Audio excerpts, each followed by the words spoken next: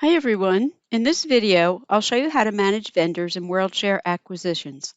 A vendor is a company from which you buy materials or access to resources to add to your collections. Libraries cooperatively add vendor records to the WMS vendor database and publish them to share them with other WMS libraries in your region. Before you can start using acquisitions for ordering and invoicing, you'll need to enable a vendor for use and add local information to the vendor record for your institution. You can also add a vendor if it doesn't already exist in the shared vendor database, and you'll be able to either save the vendor for local use or optionally publish the vendor so that it's available to other WMS libraries in your region. So in this video, we'll look at how to search for a vendor, how to edit a vendor, adding local information for your institution, how to enable a vendor for use in transactions, and how to add a new vendor.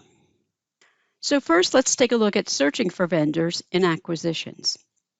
After logging into WMS, I've selected acquisitions, and then I'll click on vendors on the left navigation panel. You can search by keyword, vendor name, location, or contact name. You can also use an asterisk in your search before or after a word to indicate that additional characters either precede or follow the word. And then finally, you can also use an asterisk with any of the available indexes with no other terms if you want to retrieve all of the vendor records in WMS acquisitions. I can change the default rows of 10 to 100 per page. I can also use the filter at the top right side of the screen to filter just for vendors that I have already enabled for my institution to use. So I'll select in use. And now you can see that I have just 100 records in my results. The globe icon in the first column means the vendor has been published and is shared with all WMS libraries in your region. The house icon indicates this is a vendor that you've created and just saved for your local use for your institution. It's not shared with other WMS libraries. You might want to do this, for example, if you want to track donations from a particular donor. Now let's say I want to start using a new vendor, Abe Books, for ordering. So I'm going to search the name. I'll select from the drop-down vendor name, and then I'll enter Abe Books. And then I'll click on search. And my result says there are no records found. So one thing I could do in this case is I'm going to delete books here, and I'm going to put an asterisk after Abe, just in case it's entered as one word. And I'll click on search. And now you can see I have 11 results. And I can see that looks like the third record here is abebooks.com, and it's location US, and that is the one I want. Now, if I want to use this vendor for ordering and other transactions, I need to mark it as in use. I can do this from the results screen by clicking in the checkbox on the far right, in use. But first, I want to take a look at the vendor record, and you'll see that I'll also be able to enable it for use on the record as well. So I'll click on the vendor's name here to open up the full vendor record. And at the top is the option to enable this vendor as in use. So I'll click in the radio button there to mark it as in use. And the system responds the vendor has been saved successfully. Now, each of the sections opens and closes when you click on them. The various sections of the vendor record will be marked with either a globe icon, the house icon, or the globe and the house icon together. Meaning the globe icon is global information or information that's shared with other WMS libraries in your region. House icon is just your local institution information. And the globe and the house icon together means that there is shared information, but also just local information that's not shared. The general section, which is open by default when you open the vendor record, has data that is shared with WMS libraries in your region. So you see the globe icon. This is the vendor's country, the language. This would also be the language that prints on orders and claims to the vendor. Now, you usually won't need to change anything here. And if you did, keep in mind that you would be changing it for all WMS libraries in your region.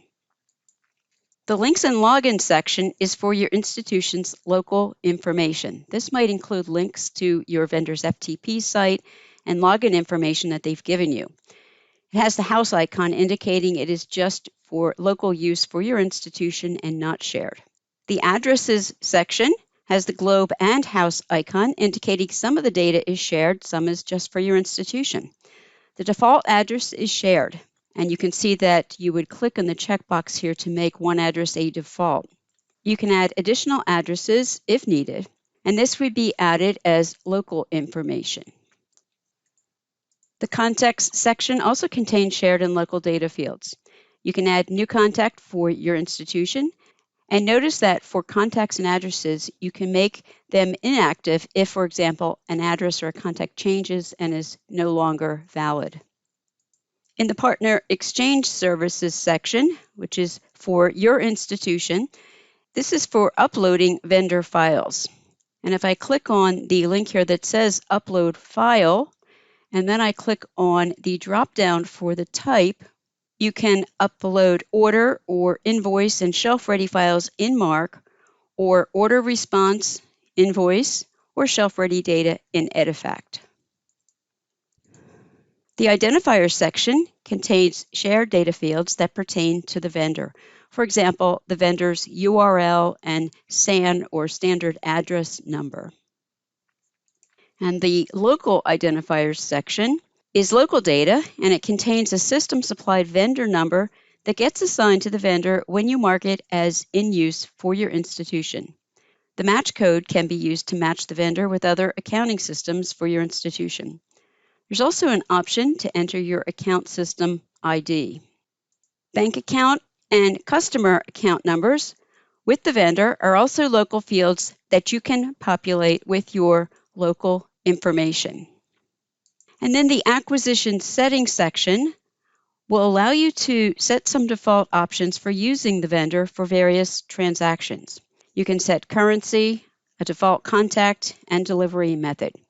You can also set specific notification settings for various tasks that you would perform with a vendor.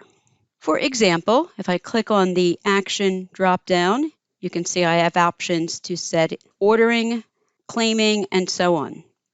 So if I selected ordering, I could select a default contact, a default delivery method, and if I selected either the email EDIFACT or FTP EDIFACT, then I would need to select the FTP profile. This is something that I would have entered in the links and login section. Also note that if you order directly from the vendor on the vendor's website and you just want to track your orders in WMS by vendor and so that you can encumber funds and so on, you could make your default delivery method do not send.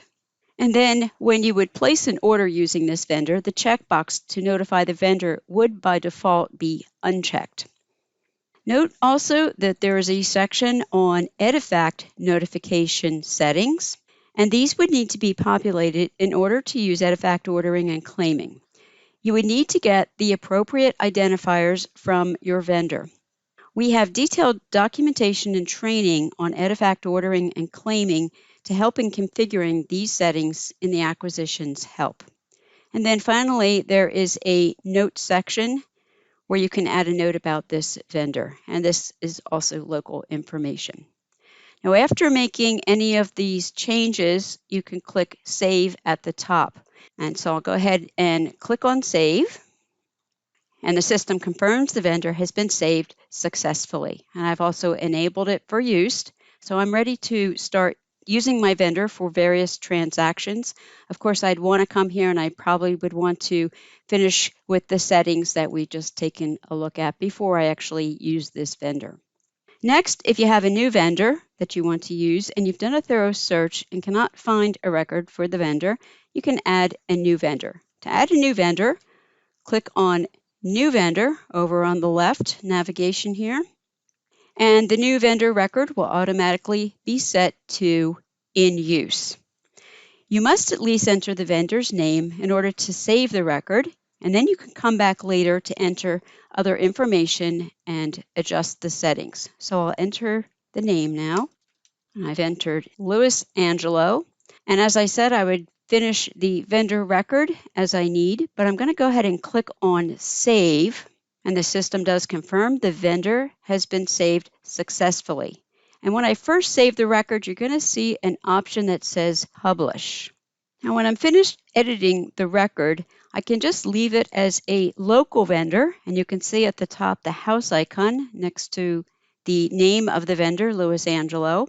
But if I want to publish the vendor record to the shared vendor database, making it available for other WMS libraries in my region, I could click on Publish. If you have questions about managing vendors, go to help.oclc.org, where you can find documentation and additional training. You can also click Contact OCLC Support on the top right side of that page for contact information for support in your region.